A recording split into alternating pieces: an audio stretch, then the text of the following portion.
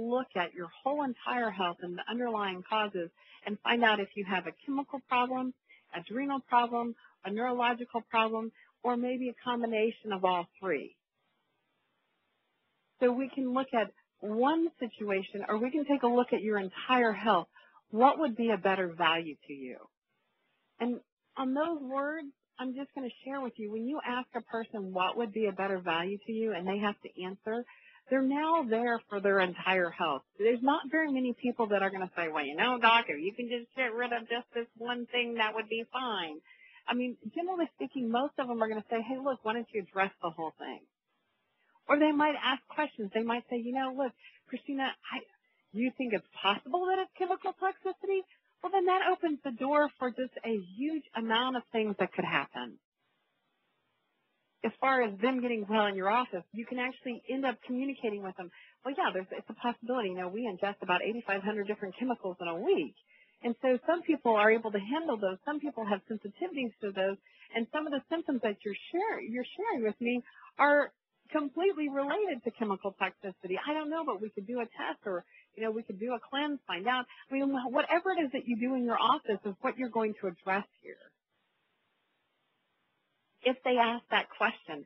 And you'll find out that they're going to say, well, no other doctor's ever done that for me. And it's amazing when that happens, because the person is now like, you are their opinion leader, because no other doctor looked at any other thing. And you can specifically ask, before you go into the trauma history and find out their trauma history, you can specifically ask the patient, right after you got the person there for their whole health, you can say, when you've been to all these other physicians, what did they look for as the cause of your problem? And you'll be amazed at what the patient answers. 90% of the time, they won't have a clue. Well, I don't know what he looked for. He just told me I needed such and such drug, or I needed this, or I needed that. Well, I understand that the drugs help the pain, but what I'm asking you is, did he take a look to find out what was causing the problem? And when the patient says no, that's where you step in and you say, well, I just want to let you know my office is very different, and the reason why my office is different is I don't treat the symptoms. I treat the underlying cause of the problem. And that's what we're going to look for today is, do you have underlying causes that are creating all these symptoms that you have going on? But the first step that we need to do is we need to find out, you know, what kind of stress you've had in your life, you know, where you might have caused that body to break down and have weak links. And so if you have weakened areas, it's similar to like concrete. If there's a weak area in concrete and stress hits it, it hits it and it hits it and hits it and hits it until all of a sudden what happens? And then your patient should answer, well, it breaks down. And then I go, exactly. So if somewhere in your lifetime you created a weak link and stress kept hitting it and hitting it and hitting it and hitting it, what's going to happen to your body? And then your patient should answer again, it'll break down. And I go, exactly. So what we need to do is find out what you did to cause those weakened areas. And at that point, what you're going to do is you're going to go back 5 years. And I know some of you guys are going to go, well, your problems are 20 years long. Yes, but your patient cannot think in those terms. Some of them can. Some of them can pinpoint the exact date where it started, and that's fine. If they can say, you know, it started in 1992 when I slipped and I fell and I smashed my head, or, you know, that's fine. But what I would want to do, even if they told me that it started in 1992, and make sure you really understand this and write this down and take this as a note, because this is so vitally important. Even if it started in 1992, you want to find out what kind of damage they had prior to that. Because what you'll find with most of these patients is, yes, it might have been one incident where it started, but it seems to me on a consistent basis with these types of patients that they kind of tendency to have lots of damage. And so if I can find something as far back as 1982, which is 10 years prior to 1992, and the patient goes, oh my gosh, so you think maybe 1982 when I fell off that horse flat on my back, that was probably the start, and that caused the weakened area, and now it just stress kept building and building and building, and then I had that fall where I slipped and fell and I hit my head. that was the straw that broke the camel's back. That's what you're looking for to achieve on this trauma history. And notice I don't use the word trauma just because patients, they tend to think trauma is some kind of massive incident where, they're either hospitalized or cut open or bleeding or they need stitches. But, that's really not the situation of what I'm looking for. Of course, if that's what they had, I want to know about it. However, there are things that we do on a day-to-day lifetime, in our lifetime, that cause the body slowly to deteriorate and damage even more. And those are the things that you really want to bring to light for the patient. So every time that you walk the person back, you're going to walk them back in 5-year increments. Unless, like I said, unless they jump to a specific incident, which sometimes these patients have the exact date and time, and that's fine. If they have that exact date and time, like I said, you're going to go prior to that. You want to go back 5 years prior to that, and you want to do it in 5-year increments.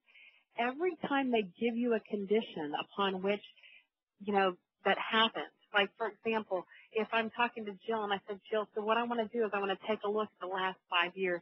I want to find out what kind of stress you've had on your body. I know you told me your problem started 10 years ago, but I want to start right here to see what we have done to cause damage or weakened areas in the body. And if she said, well, there was that time I was walking down the stairs and I slipped and I fell. And I go, oh, my gosh, so you slipped and you fell and you smacked right down on your tailbone, right? And she goes, yes. And I go, well, could you see that if you slip and you fall and you hit that ice, it's not soft, is it? And she goes, no. And I go, exactly. So if that ice isn't soft, do you think it's possible then that caused a weakened area? And every time they give you an incident, you're going to say that. You're going to tie it back to a weakened area. Every single time. And you're going to walk them back in 5-year increments.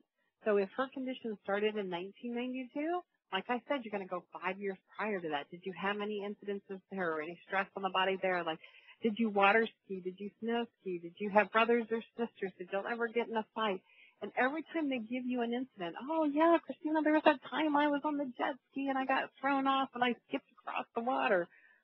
Oh, so do you think it's possible that when you skipped across the water, and this is the most important part about this, is that you think that's possible when you skipped across the water that caused a weakened area? Do you think that's possible? And all that you're looking for here is to get them to say, yes, I think that's possible. And then you walk them back 5 years prior to that. And so then you walk them back to 1982 and they go, oh, my gosh, there's that time I fell off the horse and fell flat on my back. Then you're going to repeat that same thing. So do you think falling off and hitting flat on your back is possible that could have caused a weakened area? And they go, yes. And so what you're really trying to do is get them to see that the problem's really been in place longer than they really stated. So you can say, so at this point, we're really not looking at something that started in 1992. We're looking at a condition that's really been in place how long? And they should say 1982 if that's what you walk them back to. It's whatever that you walk them back to. If you can't get them past that 1992 thing, then that's fine. I mean, it's obviously long enough, but, generally speaking, somebody does not end up in the shape that they're in without having a massive amount of stress, whether it's physical, emotional, or chemical. I mean, they have stress on the body, and that's why they're in such bad shape, is because their body cannot handle stress, whether it's mentally, physically, or emotionally. It just cannot. And so that's what you've got to address here with the patient.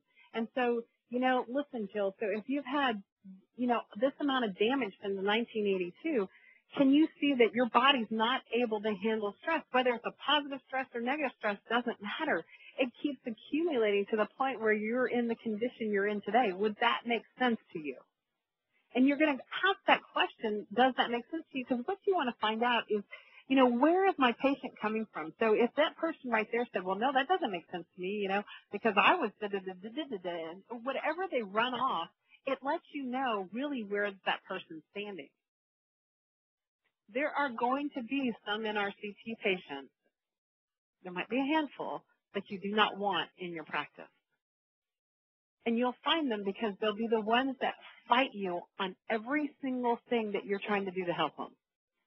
And if they fight you on every single thing that you're trying to do to help them, you have to sit back and you have to say, listen, I don't know what I can do for you. I don't know how to help you. And let me explain to you the reason why.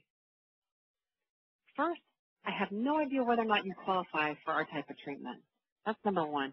But secondly, every time I try to help you, it's like I have to fight to help you. And if I have to fight against you to get help, how is that going to work? And what will happen is your patient will sit there like a deer caught in the headlights going, they'll either say, well, I don't want to be here, and they'll get up and you'll be relieved. Let me just tell you, when that person gets up and walks away, you'll be relieved. But, you know, a good percentage of the time what happens is they go, my God, I didn't even realize I was doing that. And then they'll start opening up to you even more, because what happens is you called them on something that they were doing. It's like you found them out. They're trying to hide from you, and you found them out. So once you handle the stress history, the next thing that you're going to do is find out all the medications that they've been on. Now, obviously, that could take forever and could be very long. I know, generally speaking, most of these patients like to bring you a list, so that's a little bit more helpful so that you don't have to go through it. You can just add it all up and you go, look, you're on 15 different medications. What did the doctor tell you was the cause of your problem? And so that right there gives you a good end. With that one question that we just addressed prior to this, if they're on 15 different drugs, and you can just simply ask, you know, what did the doctor do to test what the cause of your problem is? Or did he just give you medications to treat the symptoms? And the patient will go, well, gee, I don't know, maybe he just gave me this, well, he didn't do it.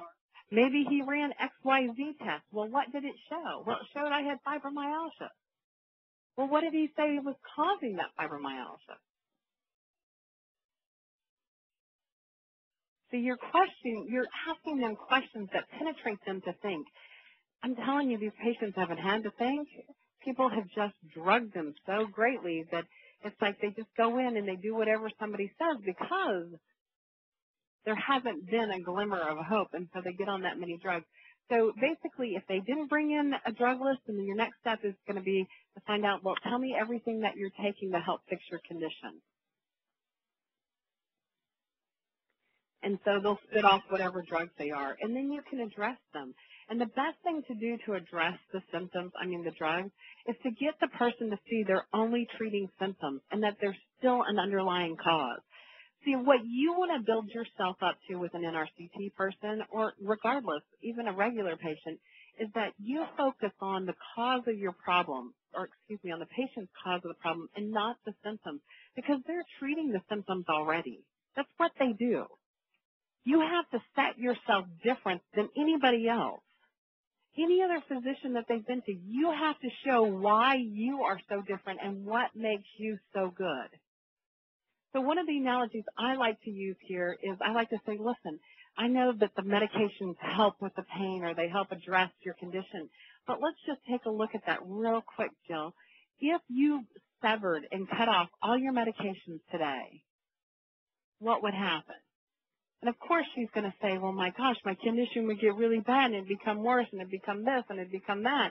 Or, you know, the whole thing would come back. And I go, exactly. So if the whole thing comes back, the question is, are you treating the symptom or are you treating what caused it? Because if you cut off the medication, the underlying cause is still there, which causes the symptoms to return, doesn't it? And she goes, yes. And then this is where you step in and become this knight in shining armor, and you say, well, what we look at is what's causing your problem. And that's what we address. We're not going to be here just to kind of give you temporary relief. What we're looking for is, can we address what's causing your problems? And I have no idea at this point whether or not we can, but that's what today is all about. So can you see, Jill, at this point, your next question is going to be, can you see, Jill, that the fact that you're taking all this medication, that it's only giving you temporary relief and it hasn't fixed the cause of your problem? Yes. Well, how does that make you feel emotionally? Have you become discouraged? Have you become frustrated, annoyed? Explain to me what's happened. And what you're looking for here is you really want to find out if this person has, given up. That's the best way I know how to say it, is you want to find out, have they given up? And